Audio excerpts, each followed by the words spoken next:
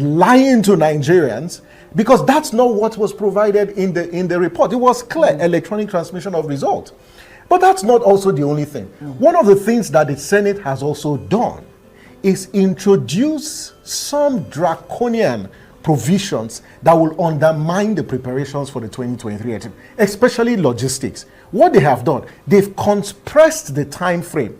The reason why the 2022 Electoral Act provides that 360 days issue notice, campaign conduct of primaries, was to allow for logistics. What they have done now is to say that primaries will hold, about 90 days, and then INEC will publish the list of candidates 60 days to elections. For heaven's sake, when is INEC going to produce the ballot papers?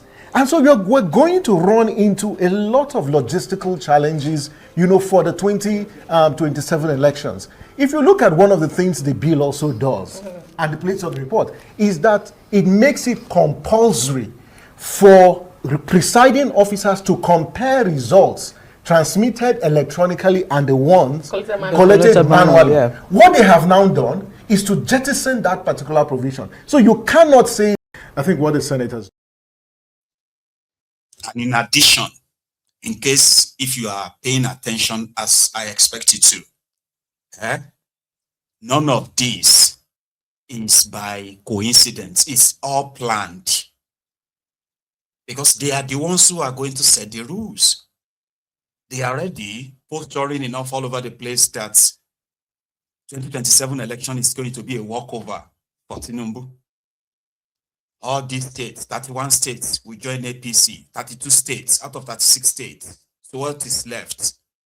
So what is the opposition going to do exactly? So they are setting the stage like that. And unfortunately, it is like the opposition are going to walk into it. Because it is true, part of the Supreme Court's judgment in your 2023 charade was that indeed INEC popularized IREF, which is that they must, or they could transfer the election results electronically or manually. Yet INEC was advertising about IREF, how election results is going to be live, and all those stuff. But APC, they knew that by law, it is not tenable. So if you now go to court and say, why did INEC shut down the IREF? And when the election result was coming in, they shut down IREF, and they have rigged the election, they blah, and you go to court by quoting the section of the law that says they must follow their law and transmit it by electronically. And then they say, well, it is not in the law. So what do you mean it's there? No, it's not. Because if you read at this section, it says at the discretion of INEC. That means INEC will be the one to decide. So what makes it part of the law would be when INEC doesn't decide, INEC just follow, obey. That's what makes it a law in that sense. And that's what they're asking these guys to do. And they're like, no, we have to keep the one we had in 2022. We have to keep it that way. The same one that led to this, this illegitimate government of a call. A lot of people have lost so much interest in their election, in the INEC and the rest of them. They want to keep the same. There are many other things they are keeping. But here is I6's reaction that Peter Obi cannot be president under this arrangement. Atiku, anybody cannot be president of Nigeria under this arrangement. And I may not probably be so good in explaining it to you, right? But it's not a lie. We finally lost Nigeria. Very painful. My eyes have been red. I'm even having a headache. So painful. 220 million people wasted. So sad. Electoral reform gone. Even what Jonathan started, all gone into the dustbin.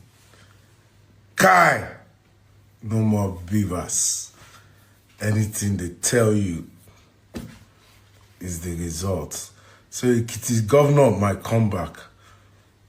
Definitely Tinubu is coming back. Everything is gone. Just fighting is just stressing yourself at this junction. We lost the country. Even America we depend on, they're now fighting on the ground for us. Lobbyists, they don't give them waiting they want. They don't stay quiet. Everything is gone. We are gone. We are now back to one party state, one family to rule us forever. So sad, so sad, so sad, so sad, so sad. It's the saddest day of my life. Since the moment I woke up, I just feel, I didn't feel right. I felt awkward, sad. I knew something wasn't right. And today, Senate said all the billions that we spent on beavers is gone. They just give us results we want. And judiciary is already gone. You and I know it. No more judiciary. When you have the same High Court giving judgment on PDP. Opposition is gone. ADC is dead on arrival. Peter Obi can never be president. Nobody can be president again unless they select you. It's a sad moment in our country. I lost the battle. It's so painful that my generation were unable to change this. It's sad. Our doctors are... Tear gas him. They tear gas him. He fell. He fainted. He passed out. He passed out. 70 years old man. How many times would they tell you before you know that Nigeria is not for you? Ah! Now they never leave you. They have left you behind. Photo, not be juju. So that's Isaac reacting. And if you probably don't grasp the entire picture, maybe you will later. Because there's no point, honestly. There's no point. It is going to take more than just you getting your voter's card. Let us go get voter's card, and then you are like going out there to no. It's more than that. And if situation has gotten this to this stage, right? It is clear, okay, that people shouldn't waste their life or their time in expecting probably a free and fair election anyway. And if there is no guarantee of that, what you are going to get is a free and fair election, which is going to be collect money or you collect a blow, like in 2023. Collect money or you collect blow. Free and fair election. INEC said they are ready. The guy. We are mindful of the growing interest and anticipation surrounding the release of the timetable and wish to assure the political parties and the Nigerian public that the timetable and schedule of activities for 2027 general election has been finalized by the Commission. We have hesitated a little bit because we have the timetable already, but there are some proposed amendments that will affect the timetable. We seek your support in urging the National Assembly to expedite action on the ongoing amendments of the Electoral Act. We have hesitated a little bit because we have the timetable already, but there are some proposed amendments that will affect the timetable. But if the process is delayed any further, we may have to go with the extant laws. The Commission will soon embark on a nationwide voters revalidation exercise ahead of the 2027 general election. said they have their timetable ready, and they will soon begin to do the voters validation wherever it's called, because people are doing registration right now, okay, including the areas where the Fulani terrorists reign supreme. I mean, areas that you can consider as ungoverned areas in the northern part of Nigeria. The last time they said the total number of registered voters in Nigeria was like maybe 93 million. 93 million. At the end of the day, INEC said that 24 or 23 or so million of them participated in the charade. The votes shared by Kolu, Atiku, and then Obi. So for 2027, Tinubu is expected to poll over 20 million. I'm saying it right now because INEC is going to come back and tell you that the Nigeria registered voters have now grown. Because this guy needs to give us his own number too, like Momodu Yakubu. So maybe this new number of Nigerian voters will be like 120 million or 130 million, as usual, right? And all of these numbers are cannot be scientifically verified 100%. Sure, you get. So you can also kind of believe that only just 1/3 of that number are real voters. If they had to like prune the number down, like, you know, you remove all the fake voters, the fake polling unit, fake this and that, double registration and all that, right? You realize that the real voters in Nigeria may not be more than 1/3 of the number of the total voters they always declare. It is all there. The whole rigging, the whole fraud is right there in front of you. Yeah, areas where people are running away from their homes, you know, there's where you have over 20 million people who are living in refugee camps. And yet, whenever election is held, they will still roll out thousands, hundreds of thousands, if not millions of these ghost votes. We hope that the APC will at least bring peace to some of these communities who have been suffering these incessant terrorist attacks before their 2027 charade. Peace, not just that, maybe justice, right? Justice for these victims.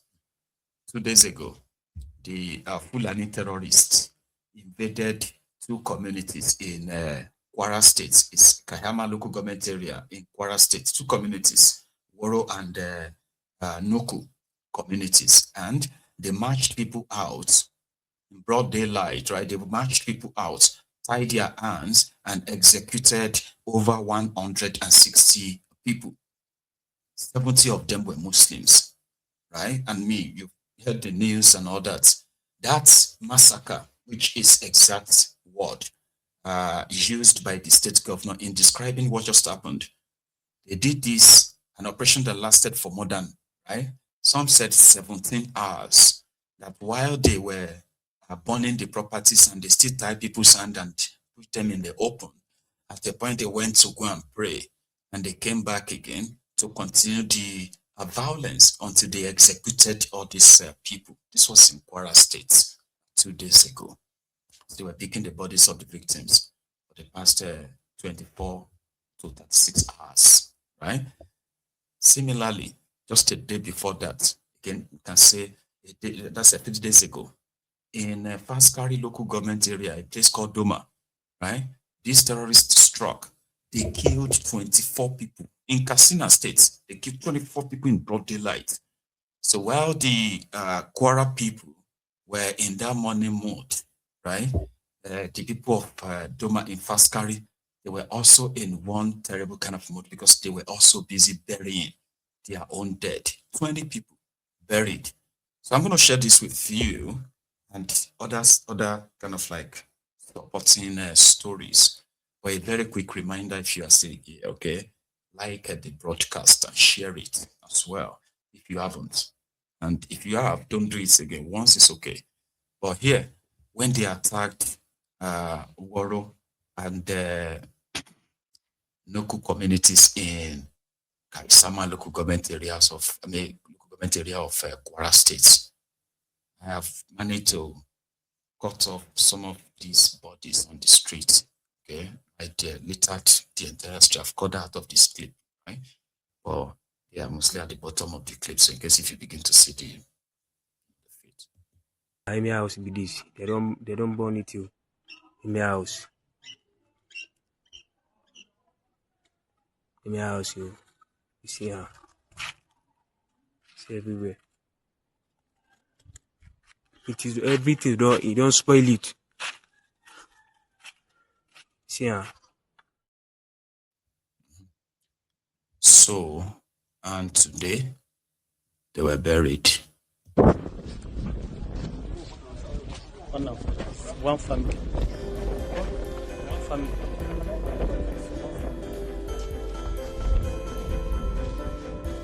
One family. Brother, sisters, father. Brother, sisters, father. One family, one house. It's just from one house. What happened in Kwara State?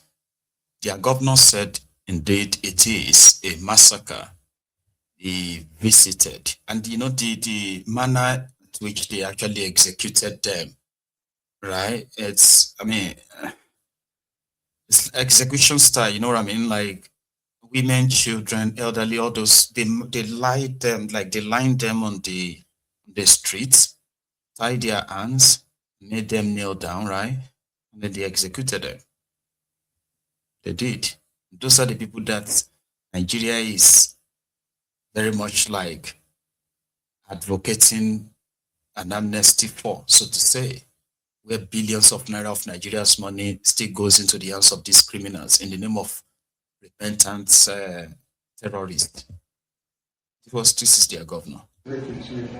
Over the period of 75 of your subjects in the world.